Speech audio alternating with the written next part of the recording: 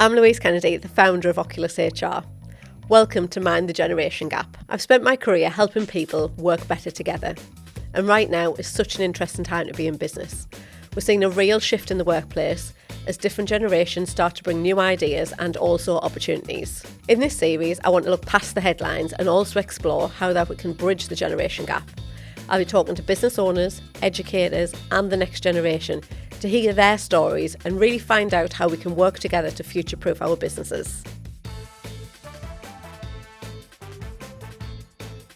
Thanks so much for coming along, Issy. It's great to have you here. So we've got Issy Howell here from Howell Studios / Howell Media today. Do you want to start off by giving me a little bit of information about yourself? Because obviously we're sitting in your studio at the moment recording this as well, which is great. But do you want to give me a little bit of info about you and who you are? Yeah, totally. So, and thank you for being in the studio. It's nice being in your lovely set here, which is great. I'm sitting on the other side. I know, exactly. I don't know what to do. It feels different. I'm going to enjoy being a guest. But yeah, so I'm Issy. I obviously run Howell Studios and part of Howell Media. I've been in the creative industry now since I was about 18.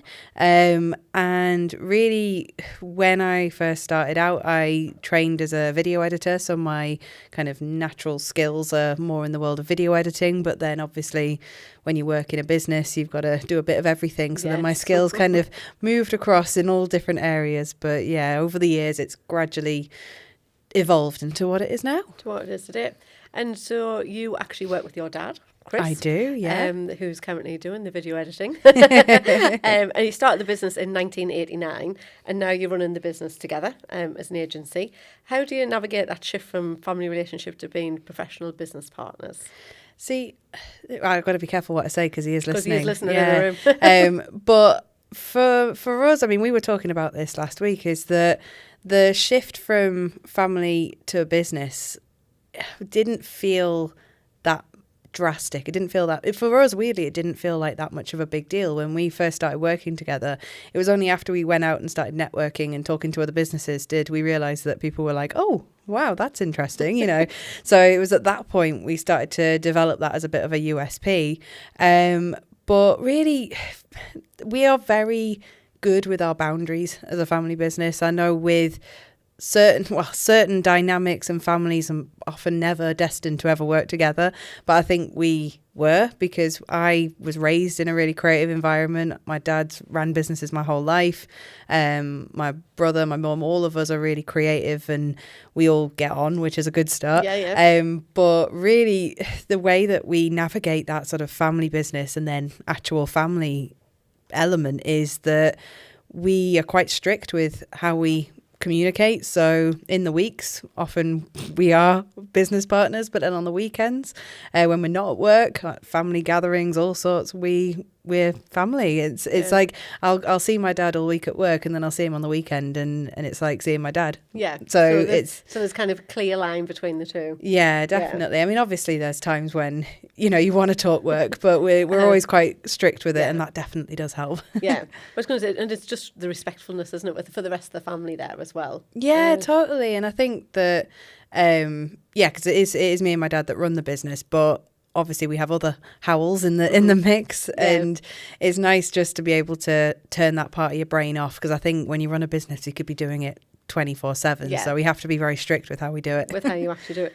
And was there a particular thought about why you came into the business as opposed to having a career, or you worked elsewhere beforehand and then came into it? What was your journey to getting here? Yeah, I think when you're in a family business, particularly a second generation or the child of the business, if you will, is that there's always a perception that you were born into it, that you basically got a job because you are part of that family. And that really wasn't the case for me. I'm just as fireable as anyone else, so that's always, keeps me on my toes. But for me, I ended up in the creative industry because that's what I knew best, really. My dad has been a designer my whole life. We've got clients in the business that have been clients since before I was born.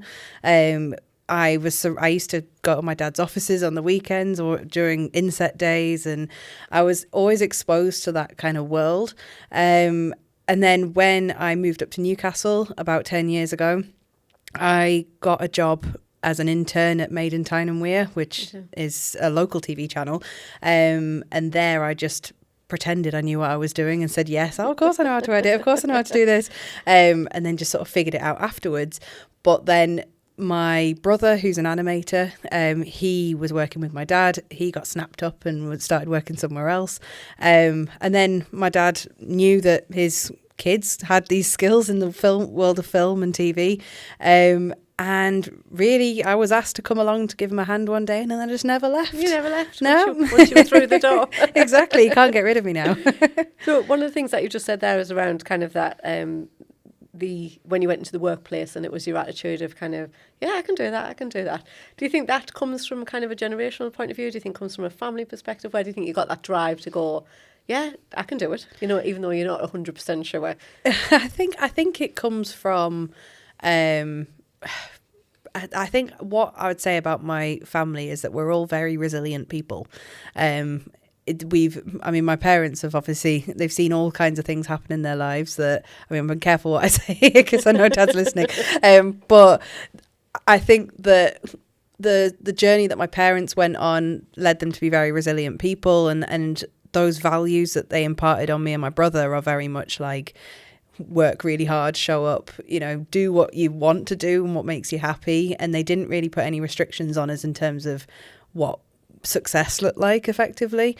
And because I didn't have any of those predetermined ideas of what a career looked like, because I'd seen my parents figuring out as they went along, and I'd seen my dad building his business, and I knew that the world of business and the career world wasn't always linear. I'd never really grown up in that world. So for me, the transition to going into this world and being part of it was more like a case of, well, I'll try my best, and it's okay if I fail. So if I went in and they asked if I knew how to edit, and I sort of said, yeah, I've done a bit. Yeah, of course I can. And then, but while I was in there, I knew that I had the people around me that had the skills, and I'd seen my parents figuring it out. I'd been in that sort of world before. So I think it's about not following your dreams, it's about following your talents. Yeah. And I think when you see that you've got a nugget of something, just keep finding ways to just keep scratching away at it. And if you fail, then that's fine. You take that away and try again. And do it again. Yeah. There's a couple of points just to pick up from what you said there. So kind of that resilience piece. Do you think that has come from a parent point of view? Do you think it's been from a kind of experience that you've had personally, kind of, because resilience isn't something that everybody's got. And we've just been talking around kind of at university, sometimes people don't get the opportunity to fail, that everything ends up becoming a success in some way, don't they? So actually the learning of resilience is quite difficult to do. So where do you think you got that resilience from? Oh God, definitely from my parents. I think that, well, really, I'm not to blow my own trumpet, but I am a very determined person. If you tell me no, I'll try and find a way to make it not a no. Okay. And that's something that now I have my 3-year-old, my daughter, I see that in her as well. She will find any possible way to get around the word no. And I think, okay, well, that's a determination I think is there. And I mean, I'm sure my dad could probably tell you a lot more than I could, but as a child, I was very determined. I would work really hard to get what I wanted, and I didn't really stop, and that was often to their sort of, detriment sometimes. But I think over time, if you really want something and you find that thing that you really, really like, often failure doesn't seem like that much of an obstacle. You just got to keep going at it. But I think the more life experience you have while you're trying to pursue that passion, the more you look back on where you've just been and gone, oh, I survived that. Okay, right, well, let's do the next thing. Let's figure it out. Yeah, and I think the older I've gotten, the more opportunities I've had to sort of go, right, okay, let's pick ourselves up again and go again. And I'm lucky and unlucky in the sense that my whole time in the creative industry has involved pandemics, wars, recessions, having children, like everything has hit me in the last 10 years. So I'm definitely used to bearing some hard times. So do you, when people talk about challenges, people always talk about challenges in situations, being a business owner, people always say kind of what your challenges are. And I don't necessarily see things as challenges, and I'm just, when I'm listening to you talk, and I'm thinking, do you? You know, like I see them as being kind of obstacles that you just need to get over, but you need to get to the other side of it. So whatever the challenge is, you just work through it to get to it. Is that your perception? I was just thinking when you were talking, I thought that's quite similar to what how I would perceive. I mean, I think if you're in business, you've got to have that kind of mindset, or you find that mindset. I think that for me, the way I see it is that, I mean, I used to think that, if I do this thing, if I achieve X, then everything will be sorted and everything will be fine, and I'll have completed a part of my sort of Mario game of life, and I'd have got to the next level. But in reality, when you're growing up and when you're sort of maturing, you realise that being an adult isn't about, if I do this, then I will be this, and if I do this, in fact, everyone's still winging it, really. And I think for me is that rather than seeing it as, okay, if I invest in this piece of kit, if I win this kind of client, if I do this thing that I'm supposed to do to look like I'm successful or X, Y, and Z, then I will have achieved this and this problem will have gone away. Yeah. I've found that actually what life and what my career is all about is it's good and bad problems. I think business is all about problems. It's always about solving a problem or fixing something or whatever it may be. But I think there's a good problem and a bad problem, and it's good to have good problems, if that makes sense. Like, oh no, we've got too many shoots on today and we don't know which camera to use. That's a good problem to have. And I think that I don't see them so much as challenges. I see it as just, this is a nice problem to have. Yeah. It's a nice thing to do. It's like move on, isn't it? It's like next step, move on. Yeah, totally. So you've talked a lot about from a parent point of view. What influence do you believe that your parents have really had upon you? I mean, you're just outside of Gen Z. You're a year outside, aren't you? Just outside of Gen Z. And is your brother slightly older than you? Or My brother's 5 years older than me, yeah. So he's definitely millennial. He's definitely in the next category. So how do you think that, when you've watched from a parent's point of view and how you and your brother have interacted and kind of where you've got to, what influence do you think your parents have had upon how you've got to where you are now? Oh, gosh. I mean, in the first instance, I'd say that, I'm very lucky that I've had a really good childhood, in the sense that there's a lot of people out there with childhoods that I can't imagine the hardships people go through. And I'm very lucky about my experiences. And I think, my dad will agree with this, is that my life is basically it's just been really funny. My childhood was just funny. And I remember there was lots of stories from my life where, gosh, my family have so many anecdotes and stories and things that have happened throughout my childhood that now I think, God, I'd make the best comedy sketch ever. I'd make a brilliant sitcom. And I'm glad that I remember a lot of my childhood was just having fun and laughing. And I mean, back in the day, before obviously there were school fines, there'd be things like my parents would, tell me and my brother that we were going to school and they'd take us to Legoland instead and stuff like that, where my parents had me and my brother quite young. And now as a parent, looking back, I realise my parents were just young and having fun and figuring it out. And we kind of grew up alongside my parents, if that makes sense. So we all kind of grew up together. And I think we're not necessarily what I'd call super duper normal, but I think my childhood definitely included a lot of fun, and I'm very lucky that I can say that. You definitely are. And I think that's where I think the creativity side of it comes from, is that I know what fun feels like to me, and I know the laughs that I can have with my family, and that makes the transition into a professional environment quite straightforward, because we can still enjoy time together, we can still have a laugh and find ways to make each other laugh throughout the day. And I think that's the way that we've done it. But I've learned a lot from my parents, in the sense that if you throw anything at them, they will work hard, figure it out and keep going. And that's something that when obviously you become a parent and you've got all these things to deal with, all these grown up things to deal with, that mindset to me is the thing that always keeps me going, is right, okay, my parents have gone through all this stuff and they are still on the other side having a laugh and, working really, really hard. So I've definitely taken that mindset away, and we use it in our business. Yeah. Okay, fantastic. Okay, so we touched on there about you being kind of on the cusp of Gen Z and millennial. You sit between kind of the two distinct areas of kind of technology. Do you find that you act as a bridge within the business, trying to translate new digital trends to establish that side of the business? Obviously, your dad's of an older generation. Yes, I've taught him how to use his iPhone, so... Well, he's winning there then already, isn't he? He's pressing all the buttons. He's doing a great job. He's doing a good job.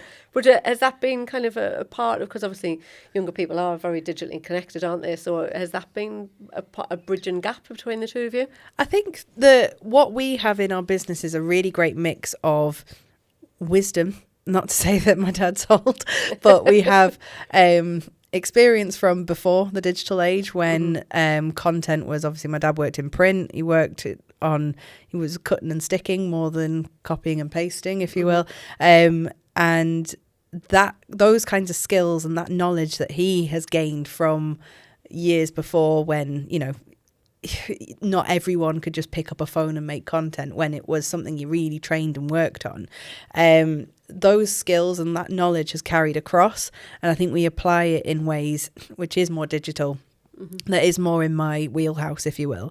I think because I was about 10 or 11 when social media really started to gain momentum. So I think I'm like the last generation of people who didn't have it throughout their childhoods, but started to see the pressures of it and the demands of it through my teen life, but not to the extent that it is now. So I do have a good grasp of social media and how that all works and content creation. And I think that's definitely helped because I have grown up with that. I know it a lot more. My family weirdly aren't really on social media, which sounds odd when we work in a content creation world, but my mum doesn't have social media and we're quite private people. So in that respect, I'm really the only person in my family that has grown up with it and knows it.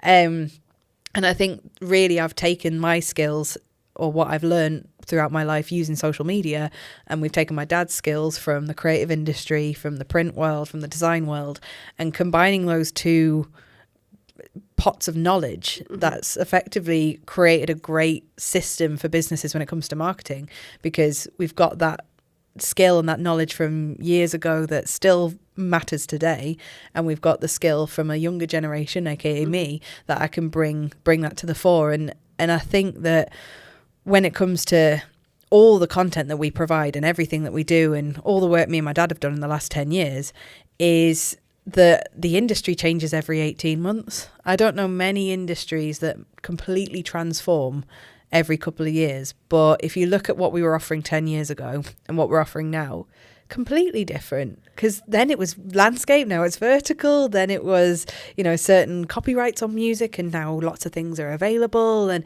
the way people consume content, the way people are looking at your business, the way they're accessing you, that's completely changed. So yes, my skills in social media have come in really handy, but I think weirdly our ability to adapt has probably come in handy more. Yeah. And do you think that adaptability has come with because of the age that you are, that you are able to, because obviously, as you say, it's continuously changing, and whether that's kind of, new algorithms that come through or new content, or we often talk about, when people are trying to recruit, businesses trying to recruit people, that actually they need to build their own kind of culture, who they are, their values, their vision and things online, don't they? So it actually attracts the right people to come through. What's kind of your thoughts around all of that element of it? Obviously social media is being used so often by young people that are, school, college, university ages, and then into the work life, and it's kind of what impact do you think that's making upon them, really? Yeah, I think really that because the world of marketing, the world of content is changing so rapidly, and it has, like I said, every sort of 18 months, I think we kind of end up reviewing, going, right, well, what services that we offer are still relevant? How do we update them? How do we make them new for this next sort of phase? But I think really when it comes to social media and other forms of content is that businesses have to wrap their head around the sheer amount of volume that there is now, as well as value.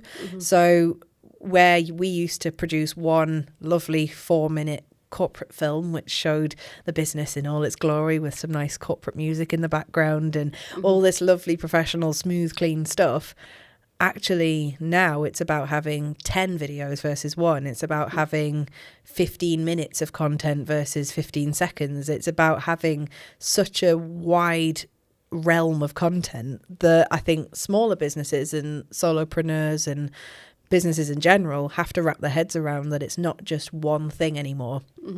It's 20 things. It's maybe even more. And that's something that we've learned over the years, that is completely transformed. And I think the younger generation are used to that. They're used to the volume of content. They're used to everything being on demand all the time. My daughter now, she can ask for any TV show at any point that she wants to watch, or any song she wants to listen to, and I'll just pull it up for her, and she has it on right in front of her there and then. And she's only 3, and she's grown up with that, and she knows she can just say to me, I want K-pop Demon Hunters on for the 50,000th time, and I'll go, great, there it is. Let's listen to that for the 1,000th time. But I mean, I'm the last generation, I'd say, of people who grew up not having that, and not having content at our fingertips all the time. And I think that transition is potentially, if you don't get on board with it, you're going to be left behind. Yeah, I think it's quite a big move, isn't it? Being massively a big move so. forward, yeah. It's just interesting, as we talk about kind of Gen Zs around their perception of how things are, when they're watching things and they're continuously connected and they're always looking at different aspects of it. You kind of wonder what their view is when they are approaching to look for jobs, or to go into the workplace, or their day-to-day in the workplace, the interactions that they need to have, how they then manage that, because it does become influenced by digital connectivity, doesn't it? Yeah, totally. I mean, I think that we do work with quite a lot of young people. I do want to bring as many in as I can to learn and to take advantage of this kind of space. Yeah. And we do notice that communication is definitely different amongst younger people. I mean, I can't really remember if I was confident to talk to everyone, or if I was a bit shy when I was a teenager, because I mean, that feels like a long time ago now. But I would say that I think that there's definitely more of a confidence battle with younger people, I would say. You can definitely spot the people that are, maybe you can see that spark, and some that you have to kind of draw it out of a little bit. But yeah, I think there's a lot of very technically proficient young people out there, very knowledgeable, very driven, but we're living in a world where the way you communicate is completely different to how it was. I was going to say, do you think that then impacts upon their communication, so probably not so much when they're sending messages or DMs or whatever that is, but the face-to-face interactions that you need to have in life. Do you think that then impacts upon them? Obviously, as you say, working with younger people on different occasions. Do you think that, and you said communication being different, how do you think it impacts? I think that with communication is that, well, we're a family business, and communication in a family business is, I would argue, different to normal, because we've in the past instilled all kinds of softwares and things and CRMs and platforms that, we put in place to really formalise projects and do X, Y, and Z. And then basically it would just be a simple WhatsApp between me and my dad to confirm if a job's been booked in, versus putting it through a big system and doing it like this. And we over time realised that actually the way we communicate as a family business is different to a lot of other businesses. It's a lot more informal. So when I'm here at work and I'm just chatting to my dad, that's me just chatting to my dad. But then when we bring in students on work experience, or people who are external to the business but are young and kind of starting out in a brand new job, to them it's a very different world. Because we're obviously incredibly welcoming. Anyone who works with us is part of our family, and they knuckle down as much as all of us do, but it's a different dynamic, definitely, because I'm so relaxed at work, because this is my second home. And that is great for young people, I think, to get that experience in a way that it's as relaxed as you could possibly get it. But also, we are also very conscious of the fact that we have in-jokes, we have ways of communicating with each other. We forget sometimes that there are people outside of the family business that we need to consider. So for us, that dynamic is something we're constantly adjusting and learning as we go. And it is something that you need to think about, isn't it, as you expand your workforce? It's something to think about as you bring in new people in, isn't it? How you can communicate and, I suppose, be as transparent as possible towards people. Massively so. There's loads of, particularly with family businesses and small family businesses, there's loads of perks to working with businesses like ours, because there is a different dynamic in a family business, in the sense that, like I said, it is relaxed. We do communicate in a different way, but that's because we know each other so well. But as we expand, those systems are changing, and things have tightened up in places, and we're getting better at, not just texting each other that a job's been booked in. We are actually formalising as we go. You're doing something a little bit more official there as well. Okay, so obviously we've spoke about the business with regard to your involvement in it, and obviously the impact of you being the work-life balance I have, obviously as a mum as well. How does the flexibility of being in a family business help you navigate the transition into parenthood and staying as your lead creative role? Oh, that's a biggie. It's not easy, is the answer. Excuse me. Well, I mean, it's constantly changing. It is definitely a journey. I think that becoming a parent was the biggest shift in my entire life ever. I mean, you've got kids we all know it. We all know it really well. And I think because before I had my daughter, I guess this goes into being a self-employed person in general, is that as a business owner or a founder, whatever it may be, when you're doing it for yourself, everything is really self-motivated. So, you get up to sell your stuff, to sell yourself, to make your money, to build your brand. It's all very much driven by yourself and by your identity. And I'd built my entire world, I think, around that, and around being me and my dad having a routine and a rhythm and an office and all sorts of different stuff, that when I had my daughter, and you go through obviously pregnancy and having your child, and and life's not going to change. Yeah, exactly. and I'm there going, it'll be fine, she'll just sit over there, I'll crack on, I'll do a bunch of work, she won't make that much noise, it'll be fine.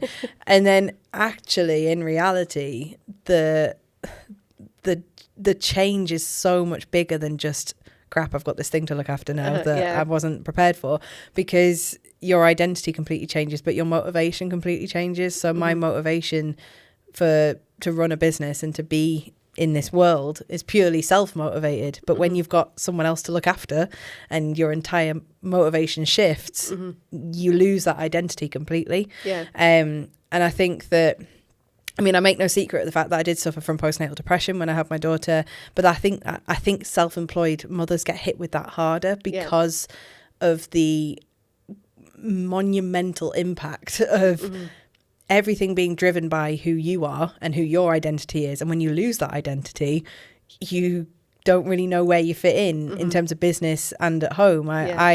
The guilt I would feel leaving my daughter to go and work, and then the guilt I would feel being sat with my daughter and not being at work, it was a never ending cycle of guilt. But I think being in a family business is, yes, in being self-employed and having a child, I don't think there are enough safety nets out there for women in business.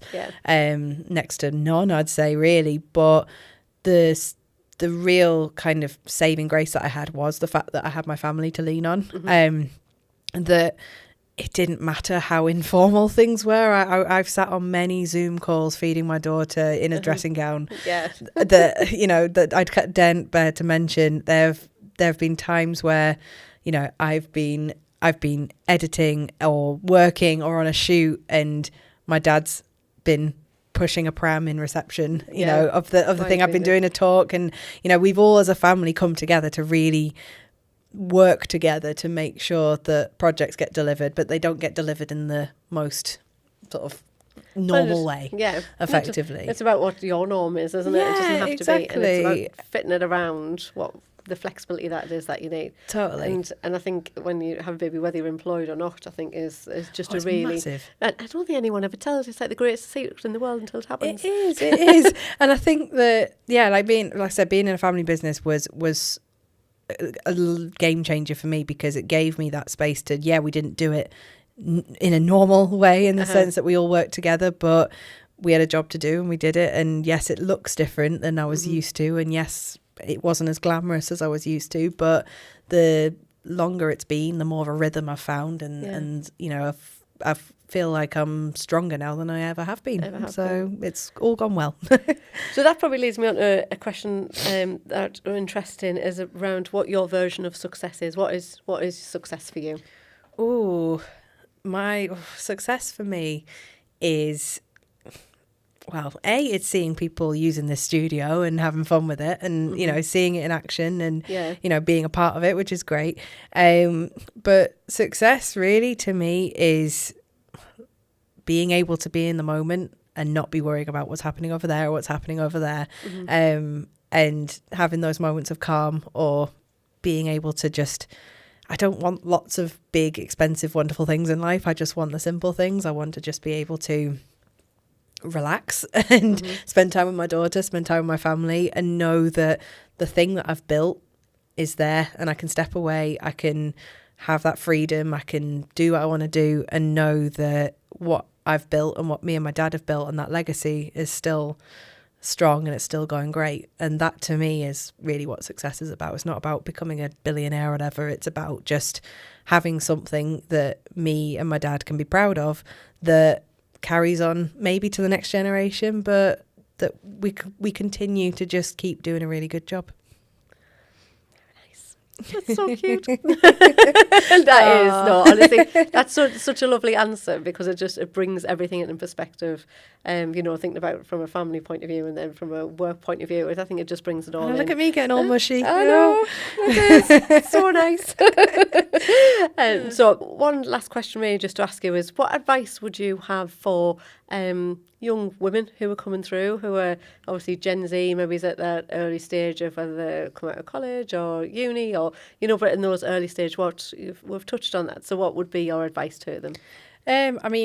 Really for me, being in a family business, like I was saying to my dad the other day, is that I'm the only 30-year-old business owner that still gets dressed by my parents, in the sense that my mum still tells me what looks good. Well, you should wear that for that presentation. You should do that. Like, I'm still I still have to be like, God, Dad, I'm just wearing my hoodie to work. God, like I'm still very I know that my life is different, I think, to a lot of younger women that go through, obviously, life and work and finding themselves. But I think for me, the biggest piece of advice I'd say is when people say be authentic and, don't compare yourself to others and you are beautiful the way you are. And there's a lot of these things that on the surface don't really mean anything. And you think, yeah, but what does that mean? Like, what am I actually here to do? What is my purpose? What makes me happy?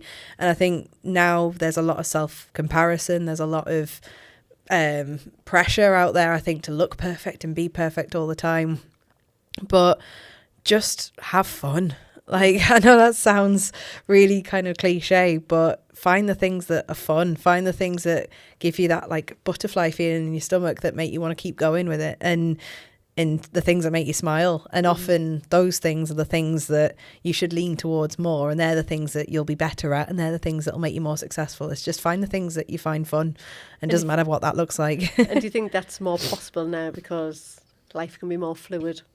Yeah, totally. I think when people are younger, the opportunities are there for them now and they don't have to take one particular pathway, isn't it? So they can have fun on the way. Being a grown-up is overrated, but also being serious, being mature and stuff, it all has a place. But I think there is definitely a place for finding what makes you smile and not being afraid to just lean into something that you enjoy. Like I tell you the amount of times with my daughter I've been at a soft play, at a play park and stuff, thinking, God, I'm here because I've obviously got my child, but this is fun. I'm having a great time. And like there's times I've been at work going, oh my God, doing this project has given me the happy dance feeling, or like, oh, I'm gonna, wear something that just makes people go, ooh, like whatever it may be. Either just find ways to make yourself smile and other people smile, and trust me, everything else comes into place after that. That's fantastic. Well, thank you very much for coming on today, Issy. Obviously the information that you've come through, like all the stories that you've got there, I just kind of will resonate with so many different people. And I think just the enthusiasm that you've got for work, for life, kind of your own kind of values of what's sitting with you as well, I think it's just kind of, it's amazing to listen to. So thank you very much, and thank you for sharing. Thank you for having me, and thanks for being in the studio. That is all for this episode of Mind the Generation Gap. I hope you found the conversation as valuable as I did, and it's clear when we actually take the time to listen, the gap between us doesn't feel anywhere near as wide.